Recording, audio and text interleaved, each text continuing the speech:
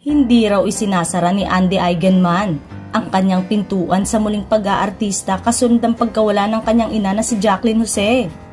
Nakatsikahan ni OG Diaz si Andy nang dumalaw siya sa veteran actress kasama ang co-host ng Showbiz Update na si Mama Loy. Naikwento sa kanya ni Andy ang pagkatouch sa sinabi ni ABS-CBN Corporation boss Cory Vidanes. Say daw ni Andy, natutuwa ito kay Vidanes dahil noong niyakap siya nito ay sinabi ng huli na kapag may problema siya ay sabihan lang ito. And something like, kung may balak kang bumalik sa showbiz, we are just here waiting for you. Natuwa si Andy na parang may asim pa pala ako, chika ni OG.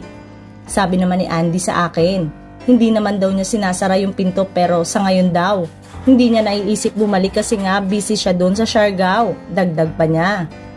Love pa rin ng aktres na si Andy Eigenman ng showbiz kaya hindi naman daw niya ito kayang talikuran ng bonggang-bongga. Bukas ang kanyang isip at puso sa posibleng pagbabalik sa larangan ng aktingan dahil naniniwala siya na malaki rin ang tinatanaw niyang utang na loob sa kinalakihan niyang mundo. Aniya, kahit enjoy na enjoy siya ngayon sa kanyang island life kasama na si Vilmar Alipayo at ang kanyang mga anak, minsan ay naiisip din niya ang naging buhay niya sa harap ng mga kamera.